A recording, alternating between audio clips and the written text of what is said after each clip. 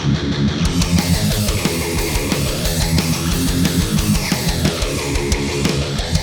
little big freaks, and welcome back to the podcast. I'm your host, Amanda. And I'm Hannah.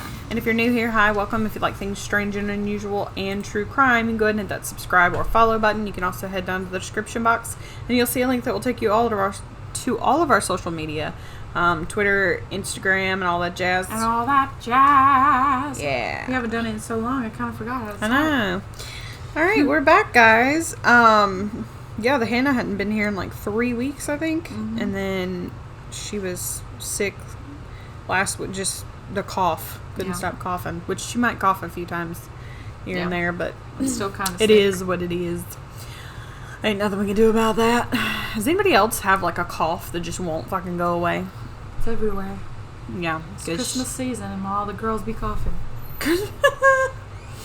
It's Christmas season and all the girls be coughing. We need some halls now. We need some halls now. Anyways, so yeah, we're back. This one's going to be a short one. This one's pretty interesting. This is about a family that was basically a family of serial killers in the 1800s. Yeah. This came across, I think it came across my TikTok. And then I was like, huh? So I looked into it. There's lots of stuff on the internet about, what's really cool though is, like, about this family, there's lots of stuff on the internet. Like, the house, and we'll get into that, and we'll talk about the house and everything, and post some pictures. But they have, like, diagrams of how they think that this family murdered their victims, based on what they saw in the house and some other reports. And like we'll get into kids murdering? So, we'll get into it. But it's basically, no, it's not kids. It's a mom, a dad, and then 2 siblings, question mark? We'll talk about it. Okay. So let's just go ahead and dive in. So, we're going to talk about the Bloody Benders today.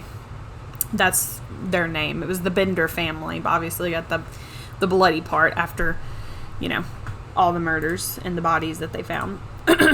So, the Bender family moved to Kansas in 1870 to follow a spiritualist. I guess it was kind of like a cult, essentially. But they followed the spiritualist group there, which I didn't even realize there was that type of stuff in the 1800s. I figured, witchcraft. Burn her! I figured that. But I guess that was more of like 16, 17. Anyways, so the family was made up of John Bender, the father, Elvira, the mother, Kate, and John, who were either their kids or they were a married couple that was, like, one of them was the kid. So that's why I said siblings, kind of, maybe not, because there was, like, rumors around town that they were actually married. Like, maybe John was their kid and the Kate was his wife, or I don't know. It was weird. So there's I have no idea. So we will call John and Elvira, through this, we'll kind of call them Ma and Pa sometimes. They don't get them confused. So Ma and Pa spoke German, very, like, thick accents. Mm-hmm. So obviously that means they came from Germany. But the kids, or teens, shall I say, they were fluent in English. Let me scoot over. Sorry. Sorry, I'm trying to... Well, my mouse was all the way over there. I forgot to move it. So they were really fluent in English. So I don't think Mom and Pa talked very much, but the kids talked for everybody. After they moved to Kansas, they built a house, but also used it as a way to make money. They used the house. It was a general store, and it was kind of like a bed and breakfast hotel. Now, that's crazy because you would think, oh, this is like a huge house. No, it was not a huge house. It was very, very small. So there was a little wall when you first walked to the front door that had a counter, and travelers could buy, like, supplies and goods and, like, snacks, I guess, and stuff, and horse feed and things like that for their horses. That's weird. I wasn't thinking they would be social. I thought they would be, like, antisocial and barely be around people and stuff. That's really weird. So as soon as you walked through the door, there was a little area that had the general store, I guess you could say. Put that in air quotations. And then there was enough room for, like, maybe one person to sleep at this bed and breakfast. And then there was a curtain or a sheet that was right behind the dinner table, and on the other side of that was the Benders' bed where they slept, like their area where they slept. And the curtain and everything will come into play later, so we'll talk about that in a little bit. So also, so Kate, the daughter, possible wife, who knows, she was one of the family members that everybody talked about because she was very beautiful. She was very talkative. She also was a medium that could communicate with the dead. She was known for traveling around town and to other neighboring towns to make money and do seances, contacting people's loved ones.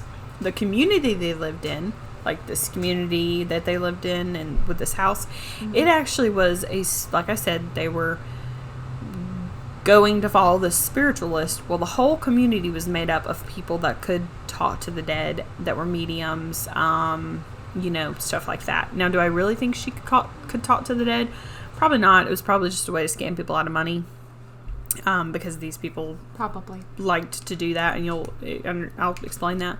And also, I just thought that was really weird that there was a whole community of people that were mediums and everybody was okay with it in the 1800s. So I was wow, weird. That's really crazy.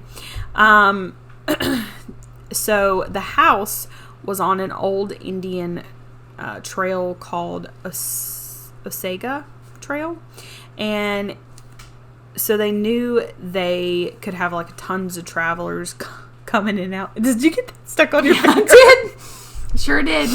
Hang on. All you gotta do is you can get some soap and get it off when we get done. Or some lotion. I don't have any lotion on the table. Sorry, guys. She got something stuck on her finger, and I couldn't stop laughing. Okay, sorry. Okay, so basically there's an old Indian trail there, and it's a trail that people still used. It was literally right by the house, and I think there was even a train station pretty close by, so they knew they were going to get tons of travelers coming in and out. Mm-hmm. People over the years would disappear. Not very many people worried about it because this trail was known for having people disappear on it. Either they would die by the elements of the trail or maybe get sick or something like that. However, people started to worry about a few different folks that went missing because they were prominent people in society, I guess. The first person that went missing and people were hold on just a minute, was George W. Lonker. He was traveling from Independence to Ohio, and he actually had his infant daughter with him. The next one was a well-known physician who went missing named Dr. William York, and this was in 1873. He was also from Independence as well, and he also was investigating the area to find George and the infant because he was their neighbor or something, and he went there, which is crazy. He went there to specifically check out to see where they might have been. He actually talked to the Benders, and apparently they didn't have any information. But so Dr. York had two prominent brothers that were in politics, and that as soon as he went missing, they were okay, we're gonna start investigating. So they got together and they started investigating, and this is where the Benders kind of messed up because they took out a doctor who basically everybody knew, so it got the attention of people after that. So the Benders were the first family that he talked to. This is the doctor's brother. When they questioned questioned them, they said that they had no information about the men, and they had no idea, where they were or anything like that. The townspeople had a meeting later at a local school, the same night, and John Bender and, both of them, both the Johns, they actually came to the meeting. And they basically wanted to know, it was kind of like a, it reminded me of, what's his name? Oh God. the serial killer from Kansas, which is really weird because this is in Kansas. Oh my gosh, the guy that was he worked for AT&T, and the people would like, oh, I know what you're talking talk about. to him, and they'd be like, yeah, and then he'd break into the house and set plates on him, and yeah, and he would talk to them, and he'd be like, I don't remember what his name was. oh, I can't believe that, you know, there's a serial killer around, and he's like, it's lock weird. your doors. Yeah. Oh my gosh, we did an episode on it. It was their first ever. Anyways, I can't think of it right now. It's losing my mind. So they basically did what he did. I mean, or they were the first ones to do it. They went to this town meeting because they wanted to know, like, what do people know about what's going on with these men and, you know, all this. So the townspeople decided to form a group, and they would go to every single home and check out every single home to, like, see what was going on, what kind of suspicions there were, yada, yada. Mm-hmm. However, they couldn't do it immediately because there was, like, bad weather. I don't know I could never figure out if there was, like, a snowstorm coming in or tornadoes. I don't know what was going on. This was Kansas, so I'm thinking it was probably heavy snow. They had to actually wait about 2 weeks before they could go around checking houses. Wow. So probably snow, if I had to guess. Yeah, probably so. So that was not a good idea because it gave these people, it was the Benders, but it gave whoever time to, like, get the hell out of Dodge. So when Dr. York's brother went to search the houses, the first house they went to was the Benders because they just had, like, this suspicion, like they were just like, something's off with them. Mm-hmm. So when they walked up to the house, they noticed that the animals on the farm were starving. They were like skin and bones, and some were even dead. Then when they noticed that their wagon was gone, so that meant that the Benders, after they attended the town meeting, like, went home that night and got the hell out of Dodge, basically, because they were like, yeah, they're coming, so they're gonna know. When they got into the house, a smell so horrid and horrifying hit them, and it was the smell of decomposition. The one reporter in a newspaper said it was thick in the air. It felt thick. They followed the smell all the way to a trapped door that was in the floor. The door was right behind a chair that was seated at the dinner table. And when they opened the trapped door, they noticed a cellar underneath with congealed blood all over it. They finally got people together around town to come and lift the cabin up so they could try to see if there were bodies underneath the cabin, because, you know, these cabins are really small, and as long as you got like 50 people, you can lift it up in the air. Yeah. And they did not find any bodies, but they did start searching the grounds of the property. They went to the orchard, so the Benders had like an orchard, and they noticed that there was freshly plowed like dirt ground that had been tilled up.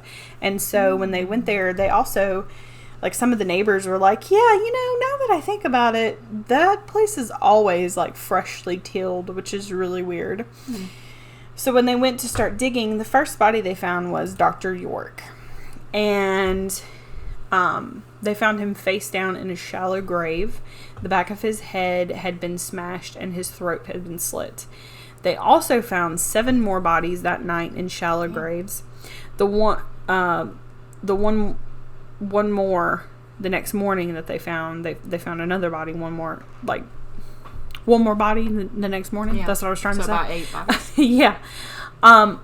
All the bodies were found with roughly the same injuries, but in the end of the search of the orchard, they found at least 13 bodies, and they're suspected to be around 20 plus more, because that was they were just going off of like how many people were missing in the area. Wow.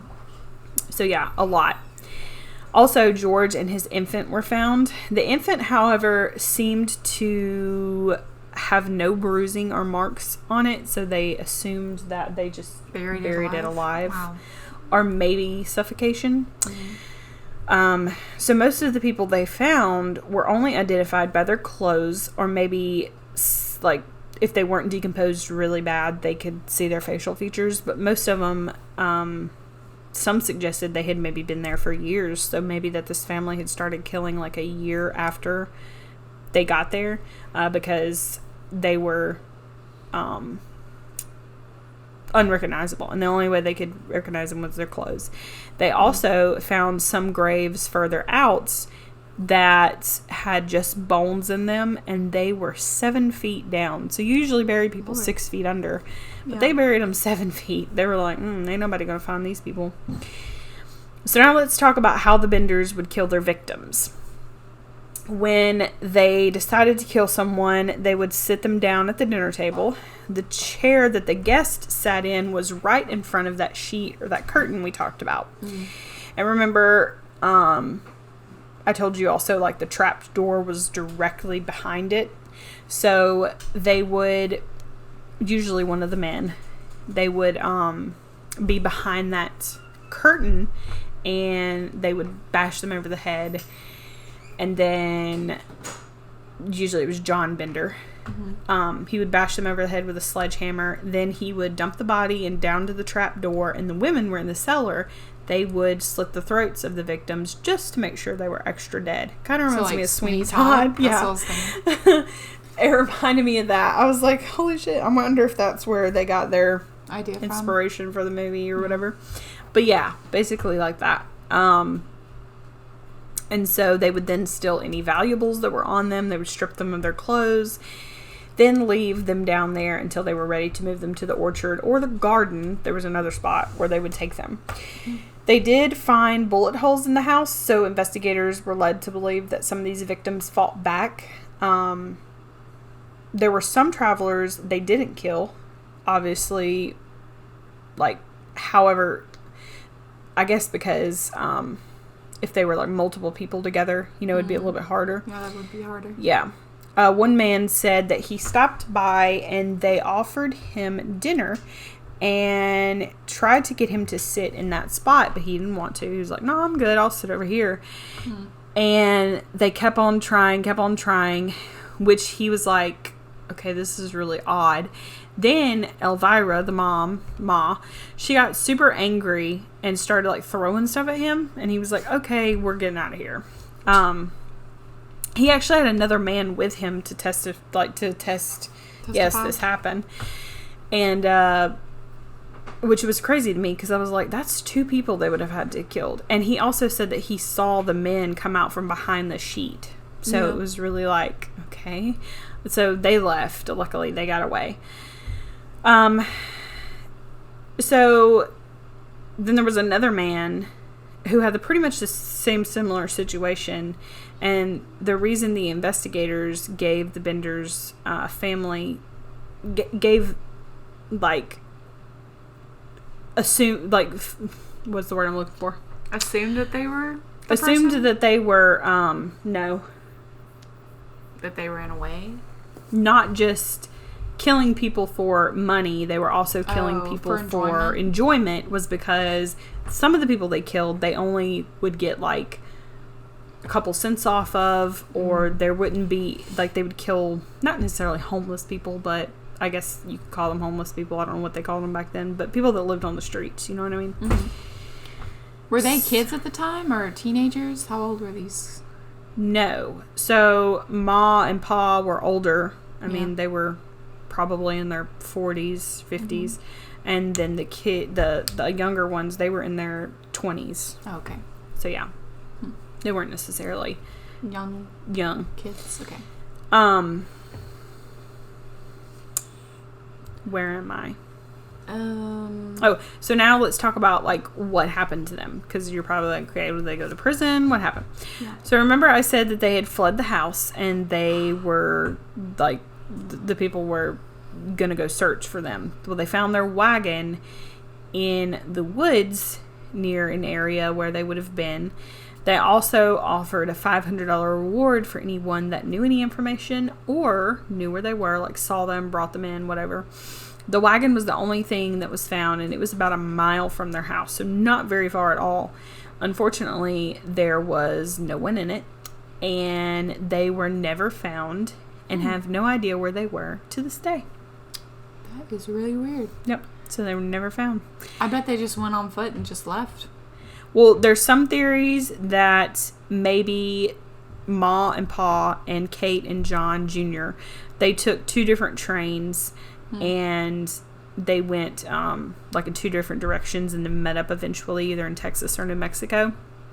There was also in 1890, there were 2 women arrested for crimes, and they were actually brought to Kansas because they were believed to be Elvira, Ma, and Kate. But once they got them there, they realized it wasn't them. However, lots of people believe that they were, some people believe that they were in Mexico, I think is what it was. Like they got all the way down to Texas and then they were able to escape to Mexico. Today there is a historical marker where what's it called? Bender Mounds. That's what it's called. There's like Bender Mounds where the bodies were buried, and there's a historical marker, and it says that they're so far out from this marker. There's also the house was destroyed, and of course in grand fashion like people do, the house was destroyed by people that were taking it apart basically. Like there was people coming, because this was all over newspapers in back in the day, even like up in Boston and places like that. Yeah. So people were coming from everywhere, and they were like taking pieces of the house and like taking them back. And so there are some things. I think there's like a museum in Kansas somewhere that has some of their, like a hammer, just a bunch of different stuff. But yeah, so in the end, they were never caught. They obviously died. I mean, obviously now they're dead, but there's speculation that maybe they didn't die, maybe they fled the country, but there was no other murders like that. You know what I mean? Yeah. So and they also killed around 20 people. Yeah, they probably just laid low. And they probably just stopped, or they died. I mean, I guess, but who would kill all of them? That's kind of, or maybe the family killed like the parents. So some people think that maybe they knew. Also, as another theory, some people think that maybe the townspeople knew about them or had their suspicions. So after that meeting that night, they just tracked them down and killed them. Because they were only a mile from, the wagon was only a mile from the house, and there was no sign of them. Or somebody spotted them and then killed them. Yeah. So they did this for roughly a year and a half, almost 2 years of killing people. Wow. And yeah, and a whole family too. That's really odd. Yeah. So as soon as you walked through the door, there was a kitchen, and we'll post a picture of it. There was the kitchen, and here's the little general store, and here's like the kitchen area, like the stove, and there's a sheet right behind this, like literally, like you're sitting and there's like a sheet right behind you. Yeah. And it was a white sheet too, and the reason why they said that the detectives said they thought it was that was the color they picked was because when you stood behind there, when they would stand behind there, they could see the shadow of the person. So that way John would know exactly where to hit him over the head. Because if it was anything else, he wouldn't be able to see. So, and then, the trapped door thing. I don't know. I just thought that was crazy. I've never, it felt like it definitely should be a movie. I mean, oh yeah, 100%. For sure, because it felt like a movie, like something somebody would do in a movie. Did anybody say that the family was odd? No, Kate was like, normal? Yeah, Kate was like the town medium, and everybody loved her, especially in other cities. And then Ma and Pa, they were just really quiet, and they didn't really say much because they didn't speak they spoke English, but it wasn't great, So, it's really weird. Now they did say that John Jr., he was a little bit off, I guess you could say, or different. But other than that, excuse me. But that is the story of the Bender family. The Bloody Benders, to be exact. So hopefully you enjoyed today's little short episode. Hopefully, I don't know if we'll have another one before Christmas. Yes. Christmas is Sunday. We might try to pump something out Friday or Saturday. Maybe a Christmas. Yeah, I'll try to find a Christmas something. Something, yeah. Because I wanted to do something different other than a murder, because we keep doing true crime stuff, but it's just really hard to find different alien stories and monster stories and things like that. But maybe I'll try to find something. I want to try to see if there's like an actual Krampus story out there. I know he's not real, so don't come for me. But I mean, like somebody that I mean, Slender Man's not real, but there was a murder based off of him. Like, these two girls that killed a young girl. They said that Slender Man made them do it or something like that. I don't remember. Yeah, everybody knows that story. So maybe there's something out there about Krampus. I don't know, but we'll see. We'll try to do a Christmas episode for you guys. Other than that, we hope that you guys have a fantastic rest of your week. Merry Christmas if we don't talk to you again. Hopefully we will, and we'll see you guys next time. Bye.